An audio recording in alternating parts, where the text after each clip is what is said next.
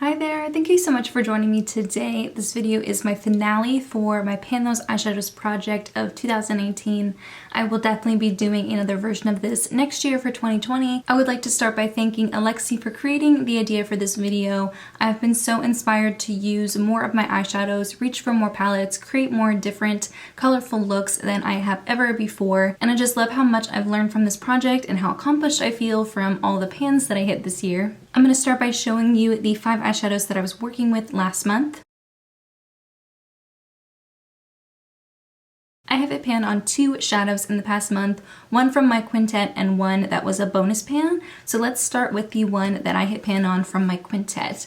And it's probably no surprise to anyone, but it's the matte cream shade from my Milani Most Loved Mattes palette in the shade Fancy Vanilla. I had already used this shade quite a bit before I randomly selected it into my quintet, so it's something that I wasn't surprised to hit pan on because I do use it to set my eyeshadow primer and therefore I use quite a bit every time. Because this is my finale, I will not be rolling in another shade, but I was really excited to have at least one pan from my quintet to share with you this month. The other 4 shades I made really good progress on, but I didn't hit pan, and I will not be rolling these into my next month. I will just be starting fresh in January. The first one I want to show is from the Anastasia Beverly Hills Sultry palette. It's the shade Dystopian, which is a really deep chocolate to more cool toned brown. I have used this a ton. Just in the past month alone, I've used it 16 times.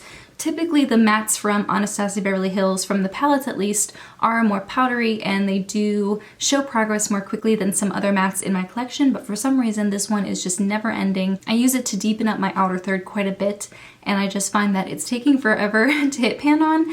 It does have a little dent now, a little dip, but I just don't really think that this is something I'll be able to hit pan on anytime soon. It's quite deep, and so I don't need a lot of it to show up on my eyes. I randomly selected this in September of this year, so I've been working on it consistently for about 4 months, and I'm just surprised to not be showing more progress. Either way, I'm glad to have gotten more use out of this palette. It's one of my newer palettes, and I feel like I'm already showing a lot of progress, which is exciting. The next shade is from my Zoeva on Taupe palette. In this palette, I was working on the shade Outline, which is a satin shade. It's a deeper, cool-toned gray with a hint of purple. I can use a lot of this every time I do use it. I can put it all over my lid, in my crease, on my lower lash line, because it's not too glittery or shimmery. I feel like it's very flattering all over the eye. Something to know about the formula from this palette, the pans are quite deep and the shades don't really have a lot of powdery fallout, and so I have to use them a ton in order to hit pan. This shade Stitch by Stitch, which is just a matte cream shade, I've already used that one 35 times and it only has a small dip in it,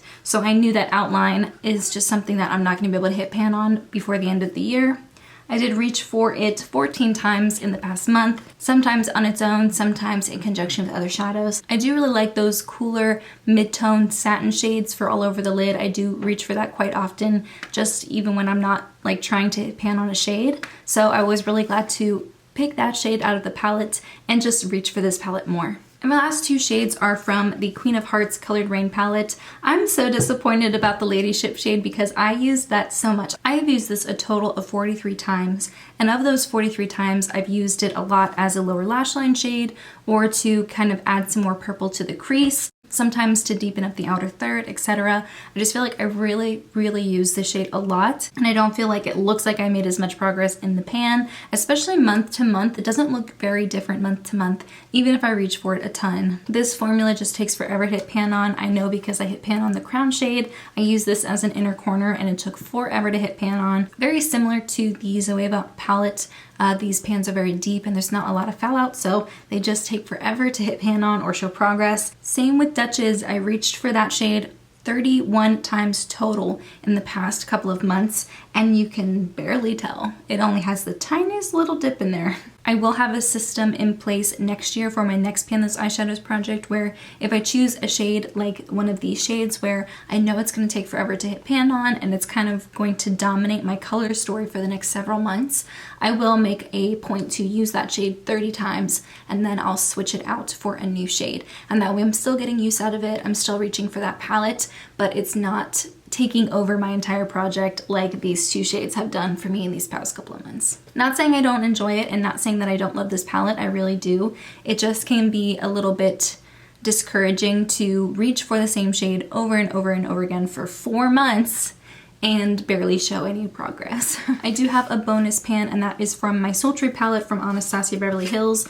It's the shade Twig, which is this really nice cool toned browny gray shade. I use this a lot in my crease. I reached for it whenever I wanted a brown that was a little bit more cool toned than Duchess from Queen of Hearts. I used it in conjunction with Dystopian a lot, and I also used it a lot with the outline shade from Zoeva. It had the same kind of cool undertone, had a little bit more brown in it, so sometimes I would put this in the crease and then put outline on the lid. This past fall, I went to Italy for 5 weeks, and this was the only palette that I brought with me, and Twig was one of my favorite shades from the palette. I used it pretty much every time I wore makeup while I was over there, so there's already a ton of progress in the shade, and it was just a really nice companion shade with Dystopian and some of the other shades that I was playing with whenever I wanted a more cool tone look than what Duchess could give me. So I have 2 more pans to put in my pan percentage this month, and I'm very excited to have 1 more pan in that palette. Let's look at my pan percentage increase. Last month I had 38 pans out of 205 eyeshadows. This past month I hit pan on French Vanilla from the Most Loved Matte palette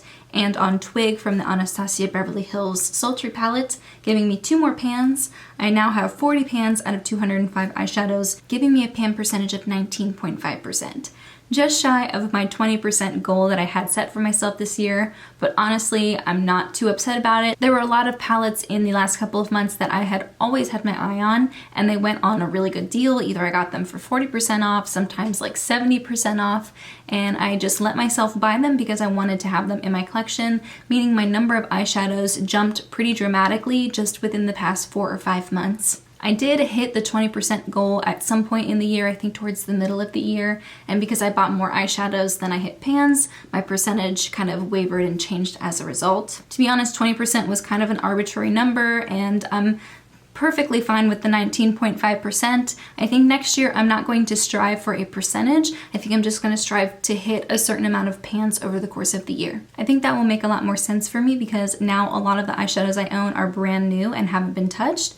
And so I don't think I'll hit as many pans next year as I did this past year because I did randomly select a lot of shades that I had already used a ton or from older palettes that already had a lot of use in them. Either way, I'm perfectly fine with 19.5%. That's very exciting, and I feel really good about the number of pans that I hit over the course of the year. In 2019, I hit pan on a total of 33 eyeshadows. 20 were ones that I had randomly generated in my quintet, and 13 were bonus pans, extra eyeshadows that I used to create looks that I also just happened to hit pan on. So that's super exciting. I feel really good about that, and now when I look at a lot of my palettes, they show a lot of use, they show a lot of love, and that makes me feel really good. Even though I didn't hit my pan percentage goal of 20%, I still feel like this project was a wild success. And I've had so much fun trying all these new color combos and playing with different formulas and mixing and matching palettes. Before this project, I was very much the person who just picked out one palette for every look and just used all the shades from that palette instead of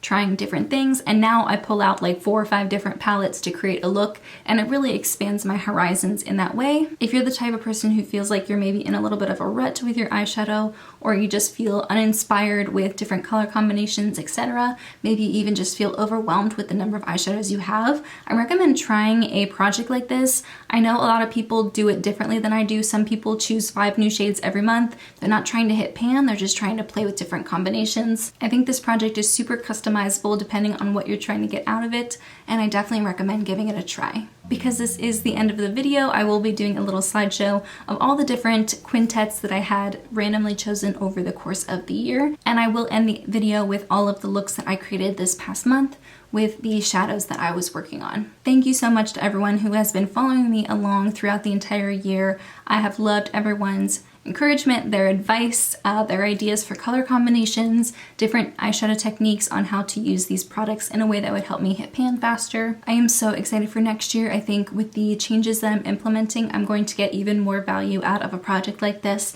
and I cannot wait to share my intro with you and pick out 5 new shades to play with. But in the meantime, that's everything I have. Thank you so much for joining me, and I'll see you in my next video.